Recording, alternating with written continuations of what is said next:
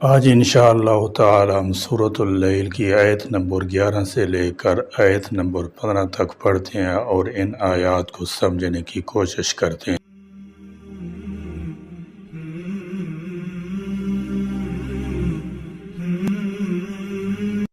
اعوذ باللہ من الشیطان الرجیم، بسم اللہ الرحمن الرحیم۔ وما یغنی عنہ مالہ اذا تردى ان علینا للہدی وان لنا للآخرۃ والأولی فانذرتکم نارا تلظی لا یصلاها الا الاشقی وما اور نہیں یغنی فائدہ کرے گا عنہ اس کو مالہ اس کا مال اذا جب تردی وہ جہنم میں گرے گا۔ فرمایا وما یغنی عنہ مالہ اذا تردی، اور جب ہلاکت میں پڑے گا تو اس کا مال اسے کام نہ آئے گا۔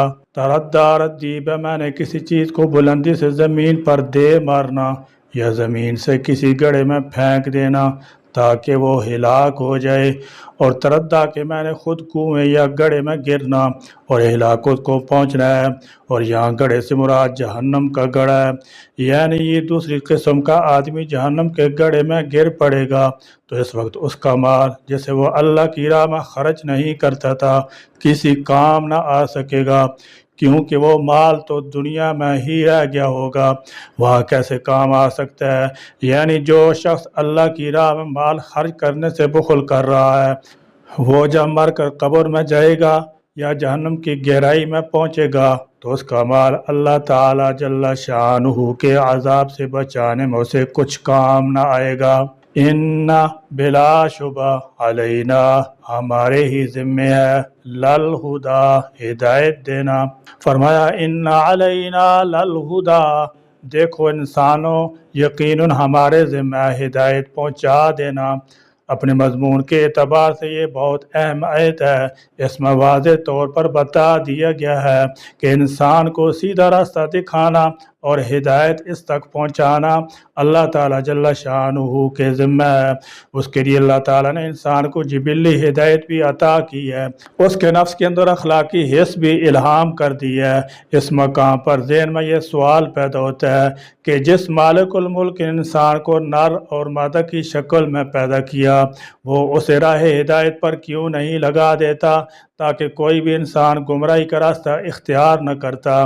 یہاں اللہ تعالیٰ جل شانہ نے اسی خیال کی تردید فرمائی ہے، چنانچہ ارشاد ہوتا ہے ان علینا للہدی، بے شک ہمارے ذمہ ہے البتہ ہدایت کی طرف رہنمائی کرنا، مگر ہم کسی کو ہدایت پر مجبور نہیں کرتے کہ وہ ضروری سیدھا راستہ اختیار کرے، یہ بات حکمت خداوندی کے خلاف ہے۔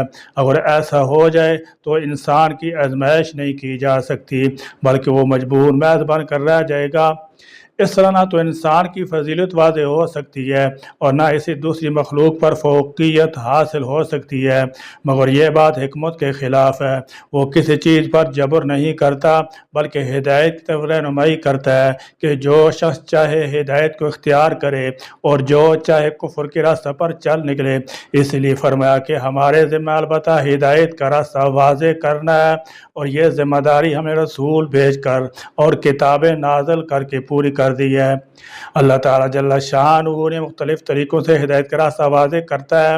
جب وہ انسان کی تخلیق کرتا ہے تو ہدایت کے سارے ذرائع اس کے اندر پیدا کر دیے، مثلا حواس ظاہرہ، قوت و بینائی، قوت شنوائی، قوت گویائی وغیرہ، یہ سب ہدایتوں کے حصول کے ذرائع ہیں۔ انہی ذرائع سے کوئی انسان معلومات حاصل کر کے اپنے لیے ہدایت کا راستہ متعین کر سکتا ہے۔ وہ آنکھوں کے ذریعے دیکھ سکتا ہے، کانوں کے ذریعے سن سکتا ہے، ناک کے ذریعے سونگھ سکتا ہے، ہاتھوں کے ذریعے ٹٹول سکتا ہے۔ یہ تمام حواس ظاہرہ اللہ تعالیٰ جل شانہ نے انسان کے لیے ذرائع عمل پیدا کی ہیں تاکہ انسان ان کو بروئے کار لا کر ہدایت کا راستہ تلاش کرے اور پھر اس پر گامزن ہو جائے۔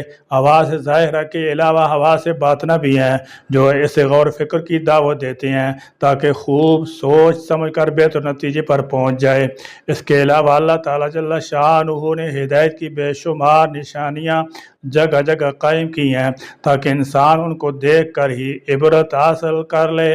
فرمایا وَكَأَيٍّ مِّنْ آيَةٍ فِي السَّمَاوَاتِ وَالْأَرْضِ يَمُرُّونَ عَلَيْهَا وَهُمْ عَنْهَا مُعْرِضُونَ۔ اللہ کی قدرت کے لاتعداد نشانیاں موجود ہیں مگر لوگ ان کے پاس سے بالکل غفلت کی حالت میں گزر جاتے ہیں، ان سے کوئی عبرت نہیں پکڑتا۔ اللہ تعالیٰ جل شانہ کی ذات، اس کی صفات کی معرفت ان نشانی سے بخوبی حاصل ہو سکتی ہے مگر انسان ان سے مستفید نہیں ہوتا۔ الغرض اللہ نے فرمایا کہ ہدایت کا سامان پیدا کرنا ہمارے ذمہ ہے۔ اللہ تعالیٰ جل شانہ نے ہدایت کے بے شمار سامان پیدا کر دی ہیں، اس کے باوجود اگر کوئی کفر، شرک یا گمراہی کی طرف جاتا ہے تو وہ خود ذمہ دار ہے۔ اللہ تعالیٰ نے حجت تمام کر دی ہے، اب اس کا مواخذہ ہوگا، البتہ وہ کسی پر جبر نہیں کرتا کیونکہ یہ اس کی حکمت کے خلاف ہے۔ اللہ تعالیٰ جل شانہ نے انسان کو کسی حد تک اختیار دے دیا ہے تاکہ وہ اپنی پسند کا راستہ اختیار کر سکے، اس سے انسان کی فضیلت ظاہر کرنا بھی مقصود ہے۔ لہذا فمن شاء فلیؤمن ومن شاء فلیکفر، جو چاہے ایمان کا راستہ اختیار کرے اور جو چاہے کفر کے راستے پر چل نکلے۔ اب یہ اس کی اپنی مرضی پر منحصر ہے کہ وہ کون سا راستہ اختیار کرتا ہے۔ اللہ تعالیٰ جل شانہ نے عذاب سے ڈرانے کے ذرائع بھی پیدا کر دیے ہیں۔ بزرگان دین یا کسی نبی کا قول ہے کفا بالموت واعظا، یعنی موت سے بڑھ کر کوئی واعظ نہیں۔ اگر کوئی شخص ہدایت کا راستہ اختیار کرنا چاہے تو اللہ تعالیٰ جل شانہ نے اس پر تمام راستے واضح کر دیے ہیں۔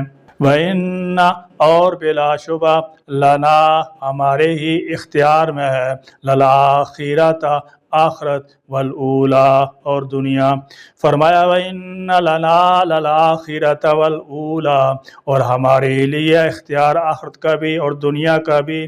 اس آیت کی ایک تفسیر یہ ہے کہ بے شک تم یہ بات جانتے ہو کہ آخرت اور دنیا دونوں کے ہم ہی مالک ہیں، اور پتھروں اور دیگر چیزوں سے بنے ہوئے جن بتوں کی تم پوجا کرتے ہو وہ نہ آخرت کے مالک ہیں نہ دنیا کے مالک ہیں، تو تم آخرت اور دنیا کے مالک کی عبادت چھوڑ کر ان بتوں کی عبادت کیسے کرنے لگ گئے جو آخرت اور دنیا میں کسی چیز کے مالک نہیں، حالانکہ تم یہ بات معلوم بھی ہے۔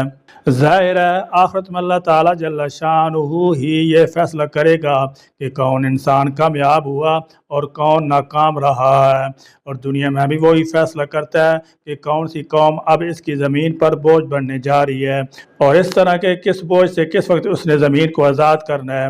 گزشتہ سورۃ الشمس قوم سمود کے بارے میں اللہ کے ایسے ہی ایک فیصلے کا ذکر ہم بئی الفاظ پڑھ کر آئے ہیں۔ فَدَمْدَمَ عَلَيْهِمْ رَبُّهُمْ بِذَنبِهِمْ فَسَوَّاهَا، تو الٹ دیا ان پر عذاب ان کے رب نے ان کے گناہ کی پاداش میں اور سب کو برابر کر دیا۔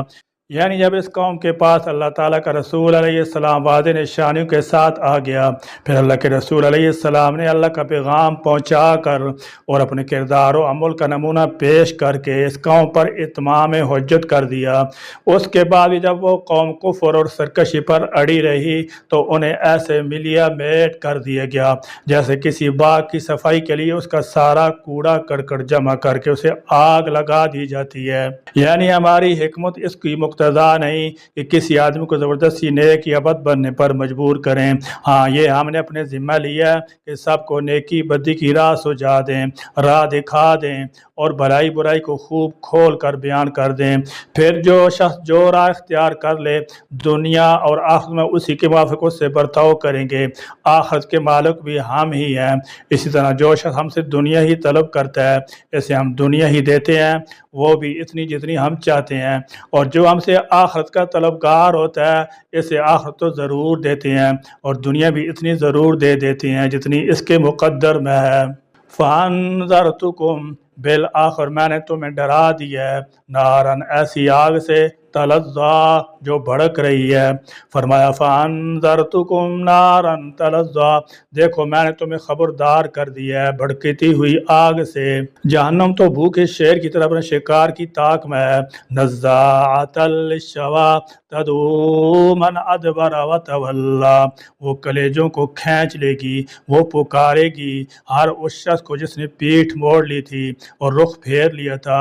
اس آیت کا خلاصہ یہ ہے کہ اے اہل مکہ میں تمہیں اس قرآن کے ذریعے اس آگ سے ڈراتا ہوں جو بھڑک رہی ہے۔ اس میں بڑا بخت ہی ہمیشہ کے لیے لازمی طور پر داخل ہوگا، اور وہ بڑا بدبخت وہ ہے جس نے میرے حبیب صلی اللہ تعالی علیہ وسلم کو جھٹلایا اور ان پر ایمان لانے سے اس نے منہ پھیرا۔ لا نہیں یصلاھا اس میں داخل ہوگا الا مگر الاشقا بڑا بدبختی۔ فرمایا لا یصلاھا الا الاشقا نہیں پڑے گا اس میں مگر وہ جو انتہائی بدبخت ہے۔ ظاہر ہے جس انسان کو آخری رسول صلی اللہ تعالی علیہ وسلم آ جانے کے بعد بھی حقیقت نظر نہ آئی، اس سے بڑا بدبخت اور کون ہو سکتا ہے، اور اس سے زیادہ جہنم کے گڑھے میں گرنے کا مستحق کون ہو سکتا ہے؟ کیونکہ اگر کوئی شخص اندھیرے میں یا کم روشنی میں ٹھوکر کھا جائے تو اس کی ٹھوکر کا پھر بھی کچھ نہ کچھ جواز بنتا ہے، لیکن اگر کوئی شخص دن کی روشنی میں اس وقت راستہ پہچاننے سے انکار کر دے جب سورج نصف النہار پر چمک رہا ہو تو ظاہر ہے اس کے لیے وہ خود ہی قصوروار ہوگا۔ فرمایا تو سن لو لا یصلاھا اس بھڑکتی آگ جو تیار ہے اس کا شکار بنو گے۔ نیز یہ بھی سن لو لا یصلاھا اس بھڑکتی آگ میں نہیں داخل ہوگا الا الاشقا مگر جو بڑا بدبخت ہے۔ اشقا اس میں تفضیل کا صیغہ ہے، ایک شقی ہوتا ہے جو کم درجے کا بدبخت اور ایک اشقا جو بہت بڑا بدبخت ہوتا ہے۔ اس آیت میں ایک باطل فرقہ جس کے نزدیک ایمان صرف دل کی تصدیق کا نام ہے نے استدلال کیا ہے کہ جہنم میں صرف کافر ہی جائیں گے، کوئی مسلمان خواہ کتنا ہی گناہ گار ہوگا وہ جہنم میں نہیں جائے گا۔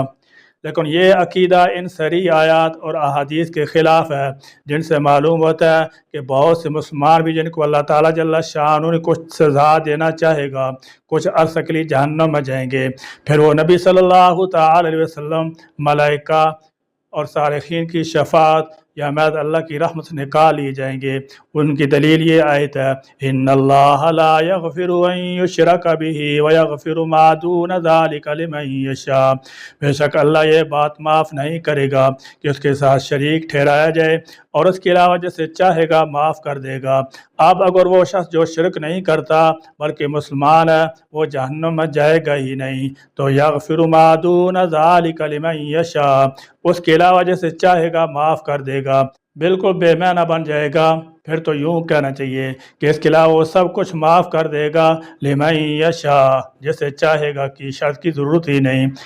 صحیح بخاری میں احادیث شفاعت سے بھی یہی ثابت ہوتا ہے۔ اس آیت میں جو کہا گیا ہے کہ جہنم میں صرف بڑے بدبخت داخل ہوں گے، اس کا مطلب یہ ہے کہ جو لوگ پکے کافر اور نہایت بدبخت ہیں جہنم دراصل انہی کے لیے بنائی گئی ہے جس میں وہ لازمی اور حتمی طور پر ہمیشہ کے لیے داخل ہوں گے۔ اگر کچھ نافرمان قسم مسلمان جہنم میں جائیں گے تو وہ لازمی اور حتمی طور پر ہمیشہ کے لیے نہیں جائیں گے بلکہ بطور سزا داخل ہوں گے اور ان کا یہ دخول عارضی ہوگا۔ یا اللہ ہم سب کو بھی اسلام اور ایمان کی دولت سے نوازے اور اتباع رسول کی توفیق عطا فرما دے اور یہاں قرآن و سنت کا بول بالا فرما دے۔ یا اللہ دنیا میں بھی ہم کو عزت عطا فرما اور ذلت سے بچا لے اور آخرت میں بھی انعام و احسان سے نواز دے اور ہر طرح کے عذاب سے بچا لے، آمین یا رب العالمین۔ وآخر دعوانا الحمد للہ رب العالمین۔